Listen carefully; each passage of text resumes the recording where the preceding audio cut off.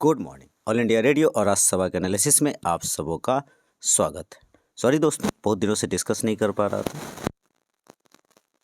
ये तो इसलिए मैं डिस्कस नहीं करता हूँ, लेकिन कभी कभार मन कर जाता है। तो आज मैं वापस यूपीएससी के पीवाईक्यू को किस तरह से एनालिसिस करना है, इसके बारे में थोड़ा सा चर्चा करूँगा। ज़रा गौर से समझने का कोशिश करना। देखो, आपने जो भी नोट्स बना रखे हैं पीवाईक्यू को, क्या या किसी भी चीज़ का, हमेशा उसमें रिवीजन करो पहला चीज़, और उसमें कीवर्ड ढूंढो क्या क्या इंपॉर्टेंट है। यूपीएससी ने इस 2 साल में 3 साल में क्या ढूंढ पकड़ा है, उसे कैचअप करो। तो क्वेश्चन पहला है यहाँ पर आपका, the members of constitute assembly. हम आएंगे ऑप्शन डी से। ऑप्शन डी से अगर बात करें तो पहले हम यहाँ पर कह रहा है only representatives of princely states. यहाँ पर अगर गौर करो तो आप constitute assembly was hybrid body, partially election, party nominated. तो कैसे हो सकता है only representation bye princely states? ये तो अगर आपने पॉलिटी का सिंपल टर्म भी पढ़ा है तो ये ऑप्शन को आप डायरेक्ट एलिमिनेट करोगे। दूसरा option, nominated by the government. अब देखो, नॉमिनेटेड बाय द गवर्नमेंट क्या है कि ब्रिटिश गवर्नमेंट हमारे इंडियन कॉन्स्टिट्यूट असेंबली को नॉमिनेट करेगी? बिल्कुल नहीं। हाँ, लेकिन 93 प्रिंसली स्टेट के member were nominated by their rulers, ये जरूर है। तो ऐसे कीवर्ड्स को आपको पकड़ना है इसके ऊपर। इसका मतलब ये हुआ कि ये जो गवर्नमेंट है, ब्रिटिश गवर्नमेंट है या फिर प्रिंसिपल स्टेट्स हैं, इन सब से यूपीएससी बात करेगा आपसे। तो जब भी आप पॉलिटी को स्टार्टिंग में जब शुरुआत में पढ़े तो इन सब पर फोकस करना है आपको। Elected directly by the people. अब डायरेक्टली बाय द पीपल, अरे भाई साहब जरा सोचो कि जब हमारा 1947 में देश आज़ाद हुआ, कितना कॉमनल राइट्स वगैरह चल रहा था, तो वो वीक एडमिनिस्ट्रेशन था। तुरंत हम आज़ाद हुए और तुरंत इसको अपना ले, पॉसिबल ही नहीं था। चलिए, ये भी नहीं होगा। तो elected by the provincial assemblies. हाँ, यहाँ पर थोड़ा सा आपको याद आना चाहिए कि यहाँ पर ये जो फॉर्म हुआ था कैबिनेट मिशन 1946 से फॉर्म हुआ था, indirectly elected by provincial legislative assembly. आपको ये चीज़ें थोड़ा सा ध्यान रखना है। तो यहाँ पर जो ओनली वगैरह वर्ड है, इन सब को तो आप ध्यान रखते ही हैं, और थोड़ा कॉमन सेंस का भी यूज़ करना है। और ऐसे ऐसे शब्द, कैबिनेट प्लान हो गया, कैबिनेट मिशन हो गया, या फिर आपका ब्रिटिश गवर्नमेंट किस तरह से इवॉल्व होता है आपके कॉन्स्टिट्यूट असेंबली को फॉर्म करने में। कुल मिलाकर के कॉन्स्टिट्यूट असेंबली को जब भी आप पढ़ेंगे, एकदम जहन में ढंग से पढ़ेंगे। यूपीएससी का टर्म है ये। चलिए, हम कोशिश करते हैं नेक्स्ट क्वेश्चन को देखने का। नेक्स्ट क्वेश्चन यहाँ पर आपको मिलेगा इस जगह पर, what is the power of Rajya Sabha regarding money bill. दोस्तों ध्यान रखना, मनी बिल आप अपने नोट्स में तो पढ़ा ही रहता है। नोट्स तो बस सभी लोग बनाते हैं, माइंड में, जहन में, दिल में, प्यार से, मोहब्बत से, जैसे करिए। यूपीएससी का फेवरेट है मनी बिल। तो मनी बिल पर आप विशेष ध्यान रखेंगे, हमेशा क्वेश्चन पूछा जाता है। तो पहला ऑप्शन हम बात करते हैं यहाँ पर, इट कैन अमेंड इट। तो under article 109 the Rajya Sabha can not amend और रिजेक्ट और money bill. Financial matters fall under the supremacy of the Lok Sabha. आपको ये बात पता है। आपको थोड़ा सा 10, अगली बार जब क्वेश्चन बनाएगा कभी तो 109 भी डाल सकता है, कैन अमेंड डाल सकता है, कैन नॉट, कई बार आपको इस तरह के क्वेश्चन मिलेंगे। आपको ये ध्यान रखना है। इट कैन रिजेक्ट इट, तो ए भी इसी में आ गया आपका।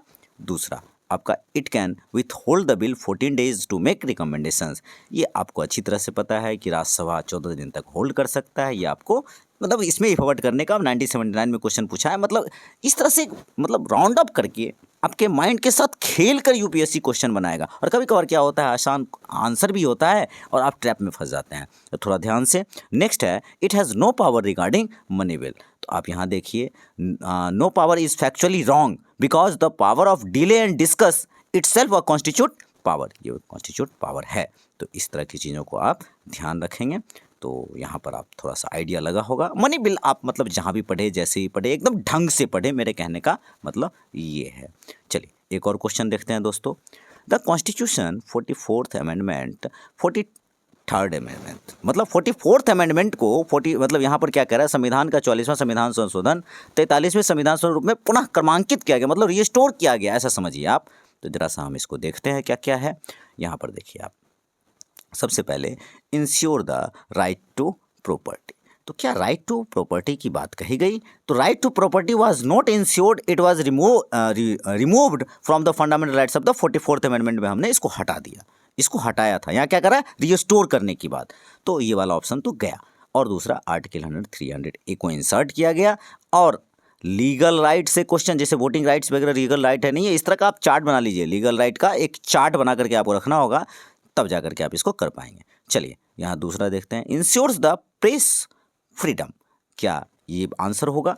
तो press freedom was never explicitly added by any amendment, ऐसा कुछ नहीं है। It flows implicitly of article 19(1)(a। आप सुप्रीम कोर्ट इस तरह से रमेश थापर केस में इस तरह की चीज़ें कह चुका है, तो यहाँ ये भी नहीं है आपका।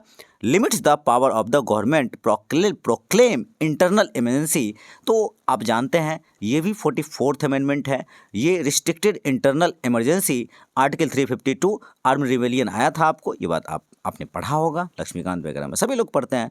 Restore the high courts and to the supreme court their jurisdiction, यहाँ पर ये आंसर आपका हो जाएगा 44th अमेंडमेंट में, मतलब 42nd 43rd में आपका 42 में जो पावर छीना गया था वो 43rd और 44। यहाँ पर क्या कह रहा है, restore the jurisdiction of the supreme court and high courts reversing the restrictions imposed by 42nd amendment, 42वां संविधान संशोधन में जो उसका पावर छीना गया था उसको यहाँ पर रिस्टोर किया गया था 1976 में, तो आपको ये ध्यान रखना है, 1978 में, तो ये चीज़ आपको ध्यान रखना है, यही है आपका। चलिए एक और चीज़ देखते हैं, the vice president in India is elected by, vice president of India is elected by, आप अगर गौर से देखेंगे तो मैं डी ऑप्शन से आता हूँ, the members of Lok Sabha, Rajya Sabha and state legislative, तो जरा सोचिए क्या है वाइस प्रेसिडेंट, तो वाइस प्रेसिडेंट का स्टेट लेजिस्लेटिव में तो कोई रोल ही नहीं है, इसको साइड कीजिए। The members of Rajya Sabha only, तो आपको पता है कि ये भी पॉसिबल नहीं है। The members of Lok Sabha and Rajya Sabha, तो लोकसभा एंड राज्यसभा क्या ये हो सकता है? हाँ बिल्कुल हो सकता है, यहाँ पर आपने पढ़ा है अंडर आर्टिकल 6 जो है सो लोकसभा के क्या बोलते हैं, लोकसभा और राज्यसभा के लोग वाइस प्रेसिडेंट को चुनते हैं। वाइस प्रेसिडेंट है या प्रेसिडेंट है? वाइस प्रेसिडेंट है, ध्यान रखिएगा, वाइस प्रेसिडेंट प्रेसिडेंट में आप कंफ्यूज हो जाएंगे, आर्टिकल 66 के तहत आ रहा है, ये ध्यान रखेंगे। Elected and nominated member Rajya Sabha के दोनों होते हैं। यहाँ पर पहला वाला जो ऑप्शन है आपका द पीपुल डायरेक्टली, अब ये तो भाई मतलब अगर यूपीएससी की तैयारी करते हैं तो ये तो मतलब अलग ही बात हो जाएगी, तो आपको सामने आंसर दिख रहा होगा। चलिए थोड़ा सा इसके बारे में और बात करते हैं, प्रेसिडेंट के बारे में और वाइस प्रेसिडेंट, इस तरह से चार्ट आपके पास होना चाहिए। यहाँ पर पोजीशन क्या है, हेड ऑफ द स्टेट है और ये हाईएस्ट रैंक है, vice president second highest rank है, मतलब सेकंड पोजीशन पे आते हैं। एमपी एमएलए इसमें वोट करते हैं और यहाँ पर ओनली एमपीज वोट करते हैं, एमएलए मतलब आपका स्टेट का। यहाँ पर executive head of the union होते हैं और यहाँ पर चेयरमैन ऑफ राज्यसभा कहे जाते हैं। प्रेसिडेंट को हम लोग वाइस प्रेसिडेंट कहते हैं, यहाँ वाइस प्रेसिडेंट 2 प्रेसिडेंट आप कह सकते हैं, 2 वाइस प्रेसिडेंट और यहाँ 2 प्रेसिडेंट। रिजाइन किसको करेगा? प्रेसिडेंट वाइस प्रेसिडेंट को और वाइस प्रेसिडेंट प्रेसिडेंट को, ये आपको कीवर्ड ध्यान रखना है। इम्पीचमेंट इसके ऊपर लगता है, किसके ऊपर? प्रेसिडेंट के ऊपर। और यहाँ पर राज्यसभा वाइस प्रेसिडेंट को हटाने के लिए राज्यसभा रिजोल्यूशन लाता है और इसको हटाया जाता है। इसकी सैलरी, प्रेसिडेंट की सैलरी 5 लाख होती है और इनकी सैलरी 4 लाख के आसपास होती है, यहाँ देखो 4 लाख। और यहाँ पर जो है ओथ प्रेसिडेंट को सीजीआई दिलाएगा और वाइस प्रेसिडेंट को कौन दिलाएगा? प्रेसिडेंट दिलाएगा। आपको ये चीज़ें ध्यान रखना है। तो इस तरह से मैंने थोड़ा सा पीवाईक्यू को एनालिसिस करने का कोशिश किया है। अब ट्राई करना, देखना, मतलब आप जब भी नोट्स तैयार करो और उसको जहन में रखो, तो उसको ढंग से, तसल्ली से, जहाँ भी जो भी रिसोर्सेज मिलते हैं वहाँ से। तो आज के डिस्कशन में इतना ही था। Thank you.